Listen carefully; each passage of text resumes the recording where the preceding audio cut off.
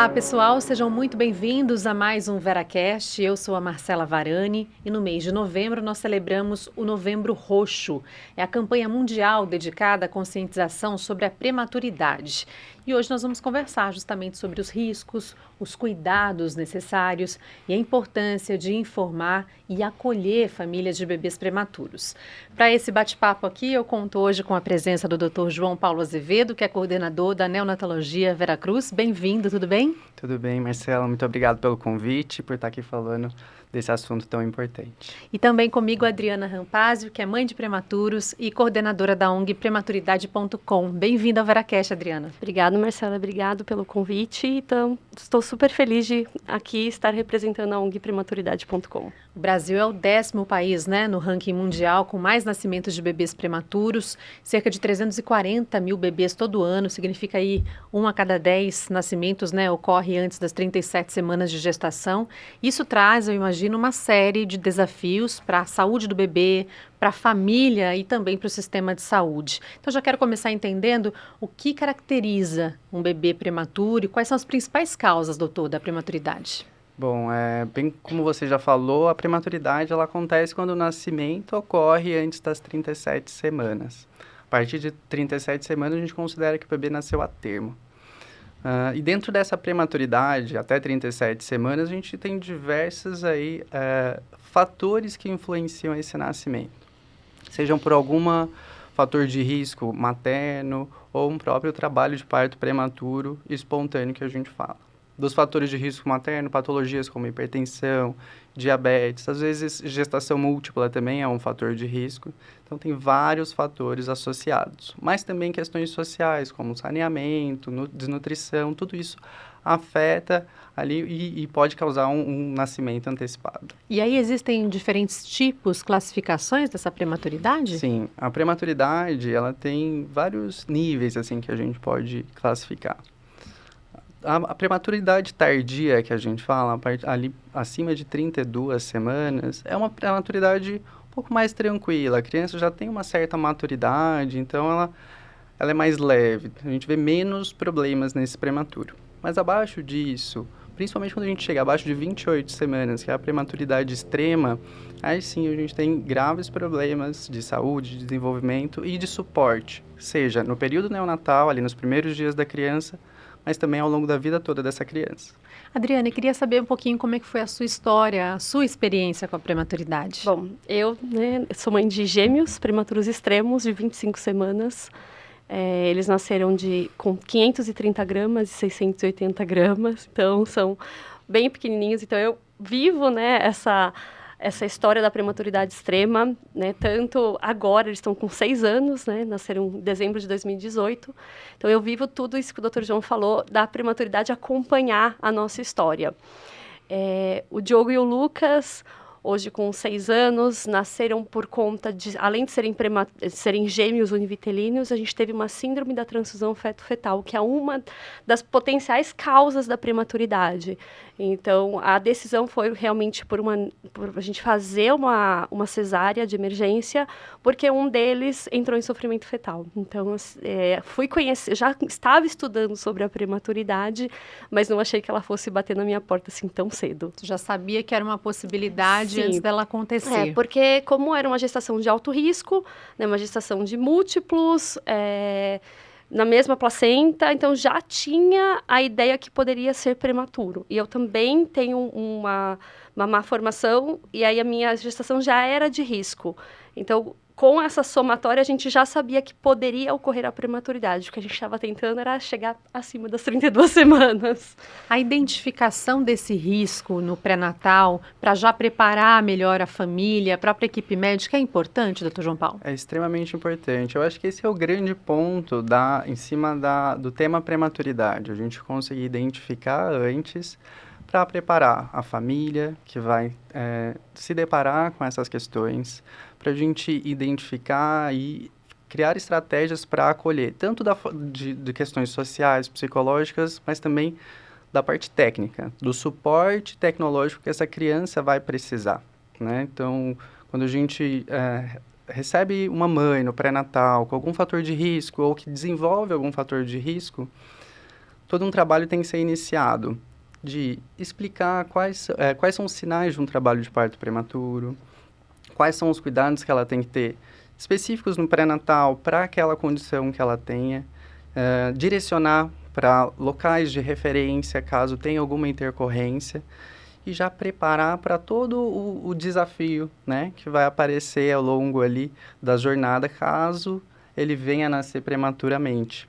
Porque logo nos primeiros dias, semanas de vida, o bebê, ele enfrenta alguns riscos, não é mesmo, Adriana? Sim, com certeza. Dependendo da condição que esse bebê nasce, né? Então, no caso de prematuros extremos, muitos deles, grande parte, eles têm uma dificuldade na parte respiratória, né? O pulmãozinho ainda não está formado. Então, muitos deles estão ainda entubados, né? Ele vai ter uma perda de peso, e para a mãe de prematuro, perda de peso é uma coisa muito significativa. Então, ter essa preparação tanto da equipe e ter essa preparação antes dessa família com relação à conscientização do que é prematuridade, quais são os impactos que tem que ser feito, é super importante, né? E a gente conta, né, com a participação tanto da equipe, né, médica e multidisciplinar na preparação para isso e também o papel da ONG com relação a isso, trazendo essa conscientização. Que cuidados são esses principais ali no hospital logo após o nascimento que o bebê pode receber? Bom, quando a gente está frente ao nascimento prematuro, é um bebê com peso bem abaixo, né? Então ele tem diversas alterações também de maturação que ainda não chegaram ali no ponto certo. Então, ele não tem um controle adequado de temperatura, da própria respiração, a parte circulatória também, o coração, da pressão, tudo isso pode estar prejudicado. Então, o que a gente precisa ter é um ambiente totalmente controlado, onde a gente tem uma incubadora que forneça aquecimento, monitoramento, suporte ventilatório e equipe treinada e habituada a receber esses prematuros.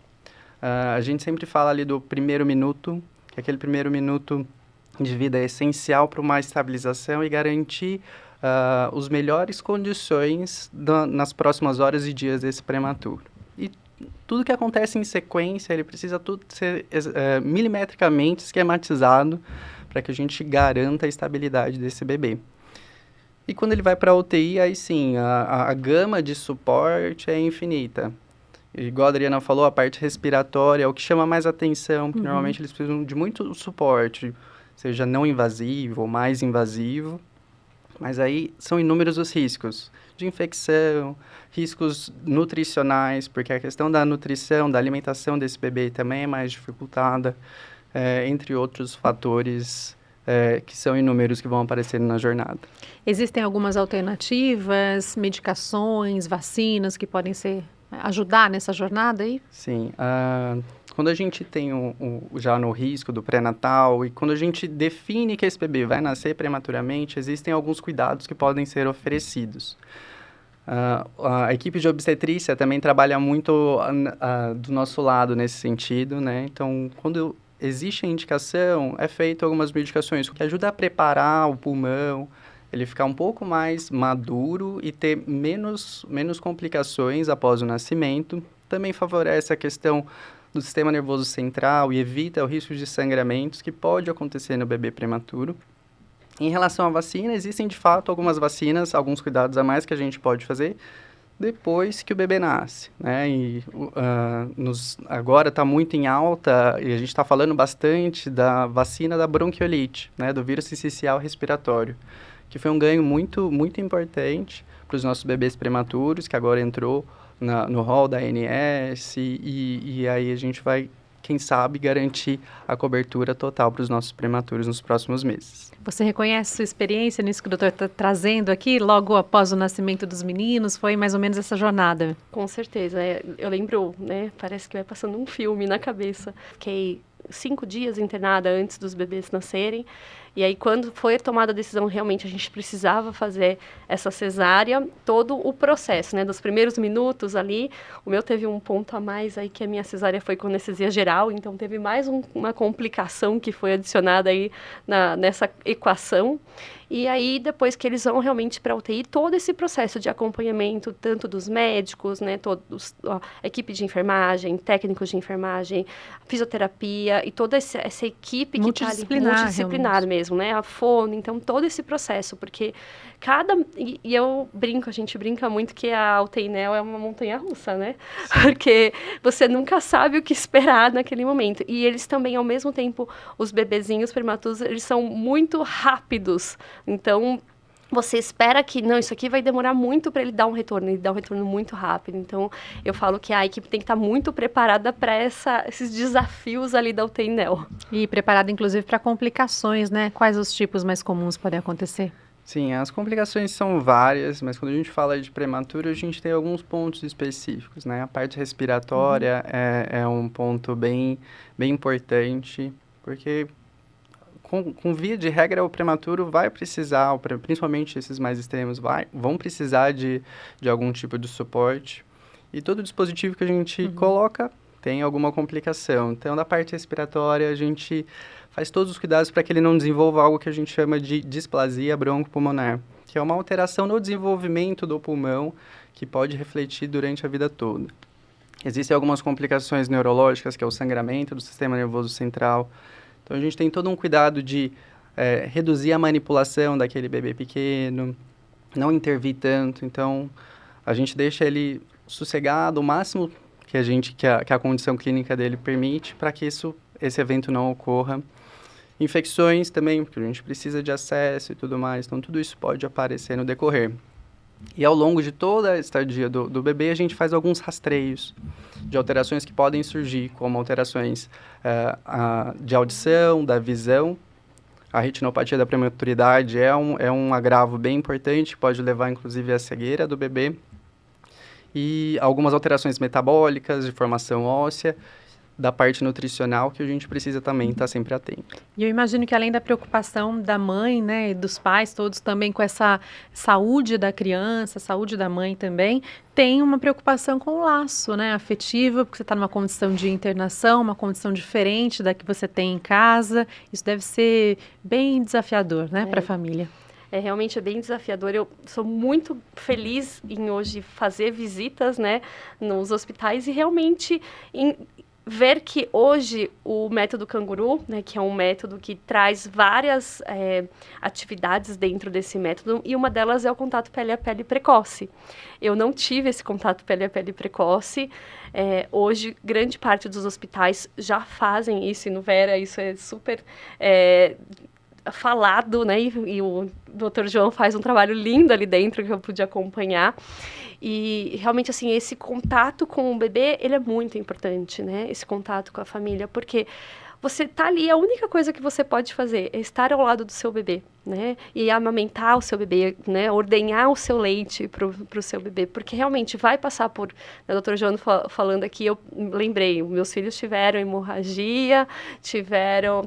né, broncodisplasia, então tudo isso foi acontecendo, né, mas o processo de fazer esse link, né, entre mãe e filho é muito importante, né, e esse contato, eu lembro, eu fui pegar meus filhos com 2 meses de vida, né, a primeira vez que eles vieram pro meu colo, e hoje eu fico muito feliz quando eu vou fazer essas, né, visitas, né, representando a ONG nos hospitais, e eu sei que uma mãe pode pegar o seu filho já no comecinho, porque realmente faz muita diferença. Explica um pouquinho pra gente, doutor, como é que é esse método Canguru, como é que isso é trabalhado com a família?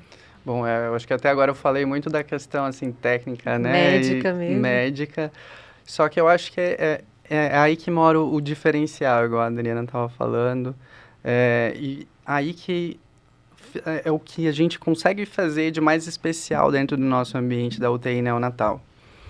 Porque tudo isso que eu falei assusta muito, né? Todas essas complicações, todas essas dificuldades.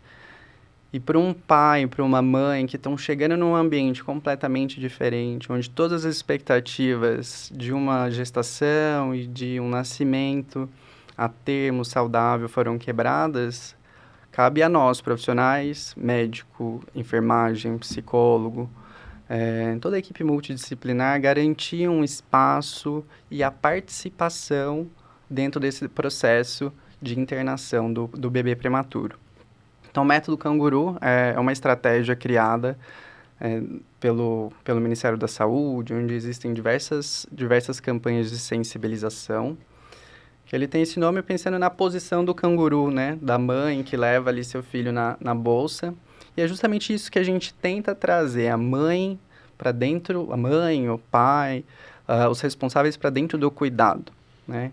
A gente sabe que esse contato pele a pele o mais precoce possível e durante toda a internação ele ajuda na regulação de vários sinais, temperatura, respiração, da circulação do bebê. Tá ligado à saúde dele também, exatamente. Né? Então, antigamente tinha-se muito isso, né, de afastar os pais da UTI, mas hoje cada vez mais a gente tem essa tendência de trazer, de participar, de inserir e de ter esse contato cada vez mais precoce. E a questão da amamentação, né? Imagino também que seja uma frustração para a mulher, né? Que se programa, planeja para amamentar e chega ali, tem alguns desafios. Isso também é importante de ser trabalhado, né? Com certeza. E eu acho que quando a gente fala da amamentação, a gente pensa na amamentação tradicional, né? Sim. Que o bebê vai para o peito e muitas vezes uma mãe de prematura ela não vai ter isso tão cedo, né? Então, até este ano a gente né, a equipe de voluntários da ONG, a gente esteve no Veracruz falando sobre a amamentação para incentivar e falar, sim, é possível, né? Então, você ordenhar o seu leite, você oferecer o seu leite, da importância disso, né? Eu, na época, ordenhava na mão, não tinha nem equipamentos, e a gente oferecer esse leite e da importância que esse leite, essa amamentação vai ter para o bebê.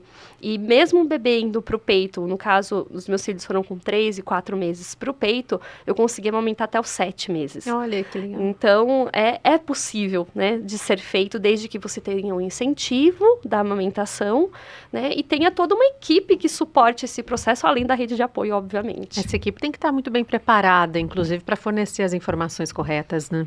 Sim, a gente faz um trabalho constante, né? É um esforço diário, tanto para a gente conseguir acolher essa mãe, entender as dificuldades, porque são vários fatores, né? Às vezes a mãe não está em condições ainda, então a gente vai trabalhando junto com toda a equipe para até chegar um momento onde isso consiga fluir da melhor forma possível. Então, vai desde suporte psicológico, social, suporte ali técnico também, né? De disponibilizar equipamento, disponibilizar um ambiente que favoreça essa amamentação e contar com apoio, principalmente de fonoaudiólogas ali. Sim. Depois, para quando isso de fato consegue ser concretizado ali na beira do leito. E aí depois essa criança é trabalhado de forma diferente com ela, a idade gestacional e essa idade que foi corrigida, né? Como é que é esse acompanhamento da saúde da criança pós-parto? Isso é um ponto importantíssimo, né? Porque, assim como eu falei, existem várias expectativas em cima do nascimento. E um ponto que a gente tem que sempre trabalhar com a família é que o cuidado dessa criança, o desenvolvimento dessa criança, ela vai ser afetado pela prematuridade. Mesmo não tendo acontecido nada durante a internação, nenhuma intercorrência, a gente tem que sempre levar em conta esse tempo que ela perdeu ali dentro da barriga, durante a gestação.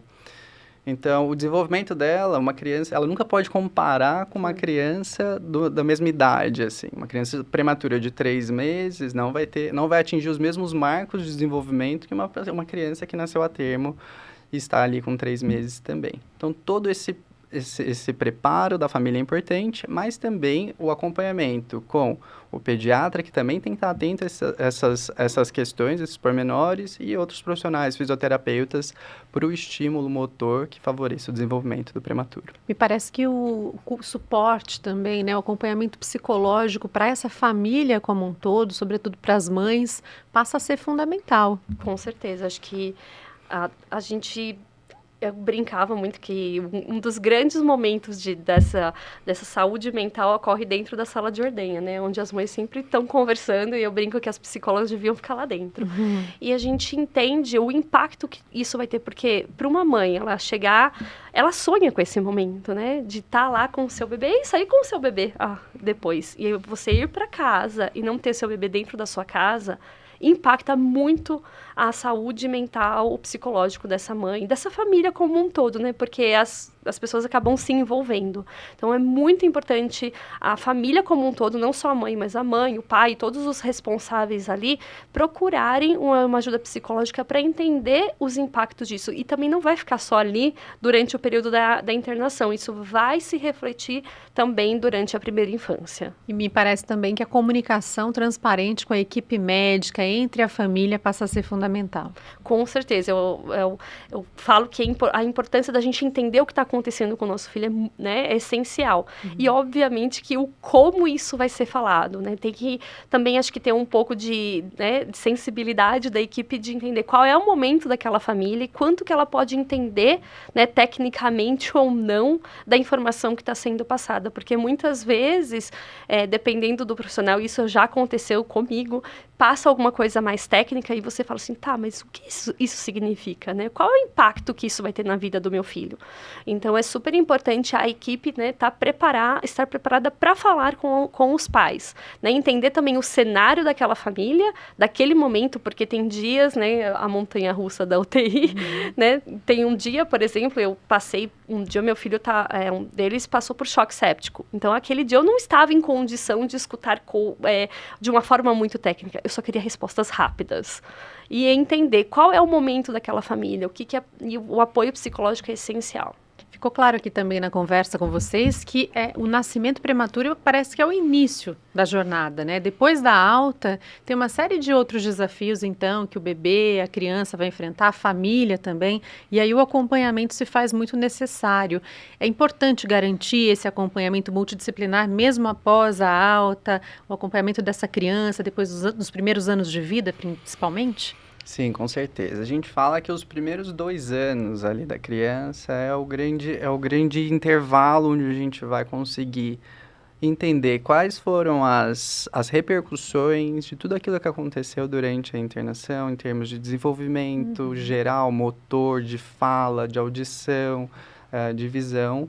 Então, é um momento que a gente precisa estar super atento, identificar e intervir em possíveis alterações. Né? Então, garantir esse segmento é imprescindível para o cuidado contínuo do prematuro, que não é, como você disse, ali só no começo, nos primeiros dias. Que complicações exatamente podem surgir a longo prazo para essa criança? Bom, uma criança, por exemplo, que teve um sangramento do sistema nervoso central, que a gente consegue identificar lá dentro da UTI, muitas vezes a gente não consegue perceber uma alteração ainda na internação, né? Porque isso pode afetar em diferentes níveis, aquisições motoras, de fala, de comportamento, que só vão ser percebidas ao longo dos anos. Então, ter essa educação da família, ali logo na internação, para que ela possa levar para frente essa conversa com os pediatras e com possíveis especialistas, é importante. Como é que foi na sua jornada essa experiência do acompanhamento das crianças, assim, desde que foram para casa? Bom, o acompanhamento ainda está... Acontece até hoje. Acontece até hoje. No meu caso, teve aí um porém, né? Tivemos uma pandemia no meio do caminho para ajudar. Então, uma dificuldade realmente para conseguir fazer alguns acompanhamentos que são necessários nos primeiros 2 anos, né? Eles completaram 1 ano... Estavam com 1 ano e 2 meses, a pandemia foi decretada. Eu estava com os 2 em casa, tinham acabado de fazer uma cirurgia da hipospádia, com sonda, e decretaram pandemia. A gente não sabia. É uma cirurgia, é uma malformação na uretra. Então, tem que fazer uma reconstrução da uretra. Eles estavam com sonda, os 2, em casa, e aí acabou, né, a pandemia sendo decretada. A gente não sabia nem como ia tirar. E aí tinha que fazer fisiomotora, respiratória, e quem vai atender? Né? Porque realmente a gente não tinha essa possibilidade. A minha sorte, eu tinha minha irmã que era fisioterapeuta, não pediatra, mas ela fez aí um papel. Mas a gente fala hoje da importância, né, de ter uma TO, né? Porque a criança, o que o doutor falou, ela vai ter uma dificuldade motora, ela tem uma dificuldade de tato, né? Psicóloga para criança também, os meus filhos fazem acompanhamento e é super importante. Fono também, porque tem uma dificuldade, né, pode ter um impacto nessa parte de fala, de aprendizagem. Hoje a gente também eu faço acompanhamento de aprendizagem com um dos meus filhos, que ele teve hemorragia no grau 3, Então, teve um impacto que a gente não conseguiu ver até os 2 anos. A gente está vendo agora, ele com 6. Então, existem vários, né, profissionais que acabam entrando no decorrer do processo. Mas eu falo, é um desafio muito grande, né, a gente entender para que caminho ir, né? Porque são inúmeros os profissionais que você tem que acessar, então entender o que é mais importante neste momento da vida do seu filho. Então, a gente tem que tomar essa decisão e ter um profissional que te ajude também nessa tomada de decisão é essencial, é primordial, né? Para conseguir ir para o caminho mais adequado e dar o tempo da criança também. E aí tem desafios, então, que vão extrapolar, inclusive, os limites da casa, né? Que a gente vai para a sociedade e tem que lidar com preconceitos, com alguns tabus. Como é que é isso? Eu falo, é difícil. Não é fácil, porque você vê uma criança, né, hoje meus filhos estão com 6 anos, você vê eles aqui, você não vai falar que eles são prematuros, né, porque eles já passaram desse período, né, são crianças que são magras, sim, mas têm um tamanho normal, têm um desenvolvimento, né, considerado dentro do normal, porém tem alguns impactos, por exemplo, emocionais. Um dos meus filhos, ele verbaliza o medo de abandono, por exemplo. Mãe, eu tenho medo que você me abandone. Eu falo, filho, como assim? Né? Porque, pensa, eu entrava 2 vezes por dia dentro da UTI. Na época que eu estava com eles na UTI, a gente era visita. Nós não éramos parte do cuidado. Apesar da equipe ter sido esplêndida dentro dos limites que eles tinham na época, a gente era visita. Então, esse toque da mãe, esse medo do abandono ficou gravado nele. E, né, ambos acabam refletindo isso no dia a dia. E aí, às vezes, você acaba sendo um pouco mais super protetora do que o normal e, né, tomando alguns cuidados. Eu acabei o ano passado, né, o Diogo foi internado na UTI, lá no Vera, por conta da broncodisplasia. Então, uma gripe para ele é sempre muito mais impactante. Foram 3 anos consecutivos com ele indo para UTI. E aí você fala assim, mas você não vai mandar para a escola? Manda para a escola, é só uma febrinha. Não, eu não vou mandar para a escola.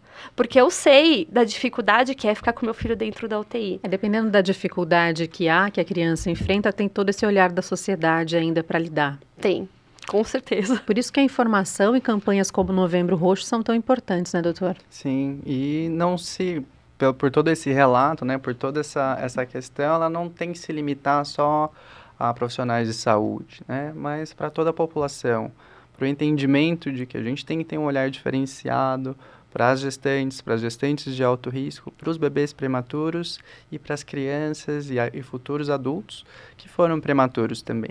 Precisam de políticas, precisam de acesso, porque a gente sempre pensa num melhor cenário, uma família que consegue oferecer todas essas terapias, todos esses acompanhamentos para uma criança.